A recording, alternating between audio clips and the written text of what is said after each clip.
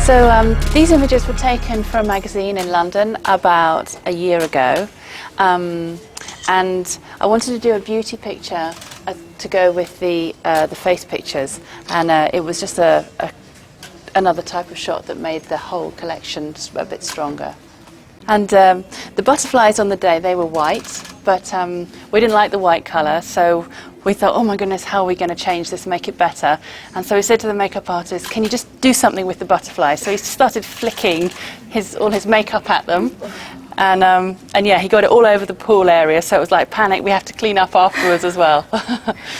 So this is a model from London, this one, and she's a dancer. She works as a dancer for a musician on the stage, and so she was the one who was the strongest in the water, so we got her to swim down first, and then the Russian model just came in and they made a nice shape which kind of worked quite nicely.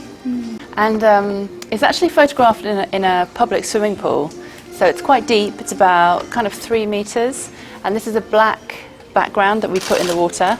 So on one side we have these girls doing this beautiful thing with a few lights, and on the other side, over here, there's people swimming in the lanes, swimming up and down, just doing their morning exercise, which is quite funny.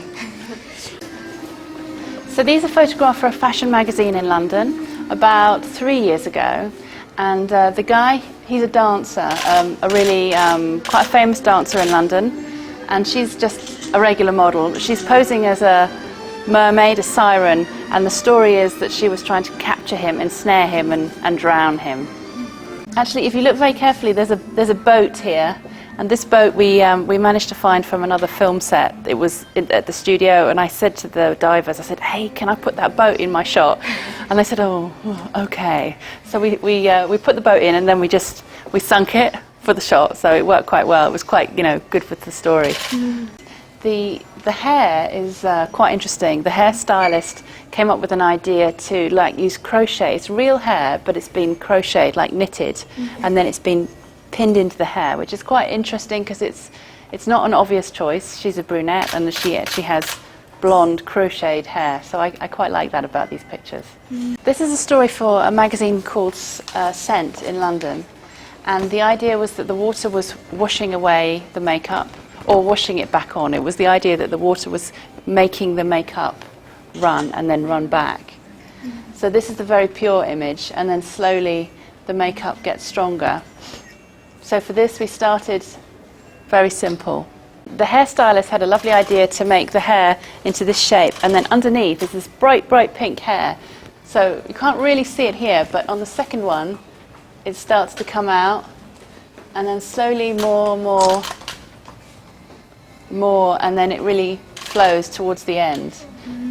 And actually there's 2 models here.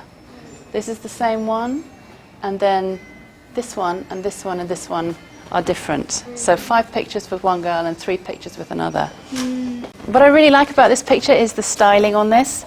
The stylist was amazing, and if you look really carefully, they're anchovies, little tiny fish. Yeah, it's amazing. It's made in resin. It was like a plastic kind of really incredible jewellery. And these ones, they're the fins of the fish. Yeah, it's really amazing. And this one here, this is an eel. It's an eel. It's made in a shape that's like this. So it's really clever. And the really difficult thing about these pictures was making the bed, because the bed is it's a mattress, and it was really full of air, and we needed to sink it. So I had divers sitting on the mattress, 1, 2, 3, 4, 5 divers, trying to push it down, and it was not enough. It's not going. Okay, give them some more weight, guys, and then slowly glug glug glug glug glug, and then it went down slowly. And I was really lucky to work with the magazine. It was a very important magazine, so we were able to borrow really important clothes and bed sheets for it, and these sheets were by the same make that the Pope has on his bed, so very expensive. So I worked with a fantastic hat stylist. He made the hat for us, but it was it's huge, it was massive, and the model couldn't wear it underwater, so we had to place the hat, and then she would swim down swim down into it. So she would dive down, get underneath it, pose, and then come up again to breathe. And it's called the Peacock because it was just the pose that she made when she went underwater. It just felt like a peacock. The flowers aren't real, they're silk flowers, but the shells, everything. This guy, he was totally mad, brilliant, but totally mad. Everything was like enormous, over the top. That was his style. So yeah, it was really over the top. So these images I call a series from the Swan Song, because it's in English, the Swan Song is the final act before an artist or a performer dies. And the stylist found this a fantastic fabric that had this kind of feathery kind of chiffon to it. So when the cloth moved, it looked like feathers, which was kind of, we were just lucky, but it just worked really well. This was just really lucky. It was just one tiny second when everything, this piece just came out and it just looked like a wing. So I just thought, oh, quick, catch it. So yeah, just a really lucky pose. So I was quite pleased with that. These pictures were taken originally for a soap manufacturer, actually in Australia, who I was commissioned to shoot the campaign. But the model was so good, she was a rhythmic gymnast, that I had so many pictures left over from the shoot that I just thought I need to do something else with these because they're too good just to like not do, just to leave. So I just changed the colours a little bit in post-production, and I added the lights. And the lights are just a long exposure.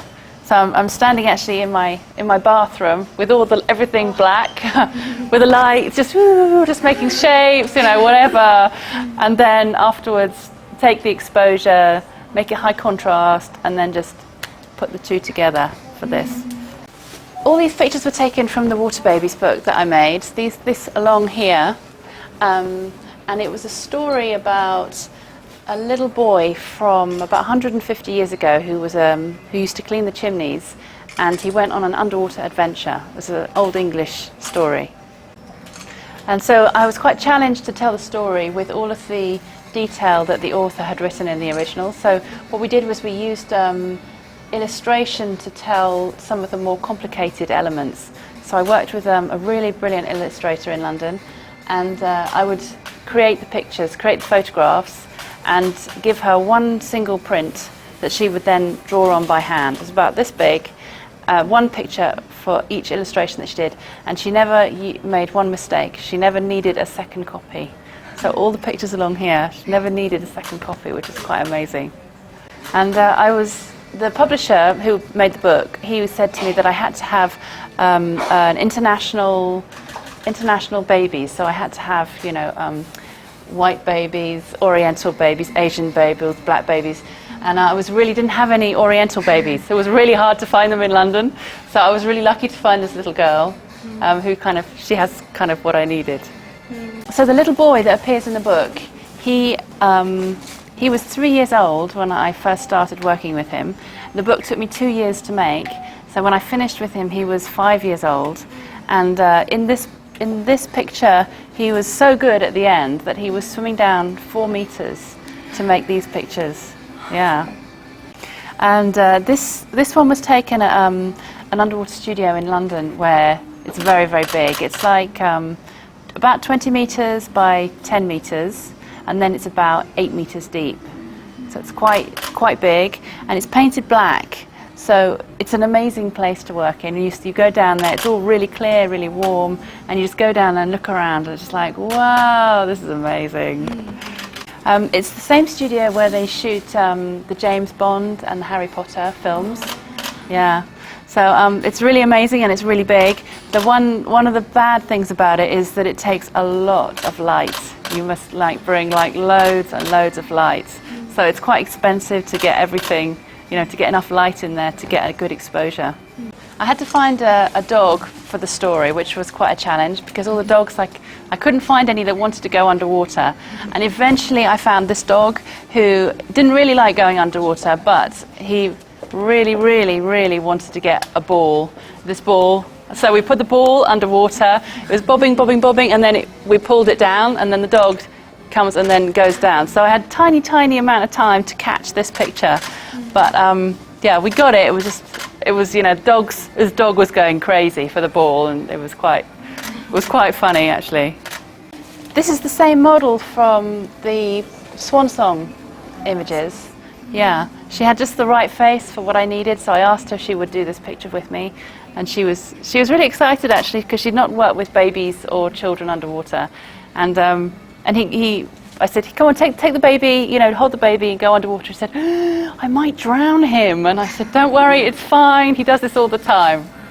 So this is the same dog again, and there's no retouching in this. This is just straight forward photography, but it was quite mad because we had the ball over here for the dog, we had the boy swimming, and then I had somebody else just flicking the water to make it ripple so it looked like the sea, and the birds, they were just black paper on top of a white sheet.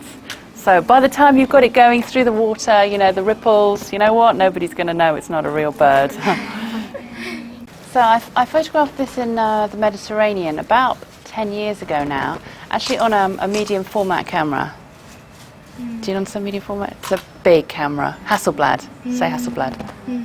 And it was just a really lucky shot because the diver was swimming down and then swimming up, and I just quickly saw this glint, you know, like his eyes, they just caught the sunlight. It was like click, and I didn't know if I got it or not. I just thought, oh, I don't know if I was quick enough. And then when I got the pictures back, oh yes! It was photographed during a freediving competition where the guys were swimming down as deep as they could and then coming up all on one breath of air.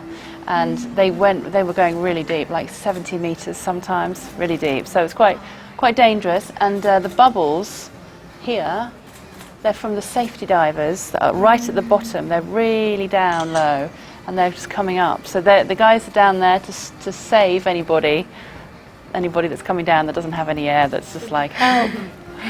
So this one was photographed for Greenpeace, for a campaign, Save Our Sharks. And it was all one image except for the shark, so not any retouch, we just did some colour changes to it. So it was all just as it was except for the shark. And we had this cage made for the shoot, and once we'd finished with it, I couldn't take it home, so I just left it in the Mediterranean where we had it on the island of Cyprus. Sorry, that's not what you said. Yeah. And I heard later on, a year later, that it was being used in a nightclub for a go-go dancer. So this picture actually is photographed at the same time as this picture, the blue picture, and the diver he was swimming down, so they actually was taken the other way around, and this is the sun up here, and he was swimming down using his hands, and I just thought, wow, that's an amazing, beautiful kind of free space, free shape, and I just clicked, and then, yeah, I like the space. There's so much space around it, and the water was so clear, it kind of works.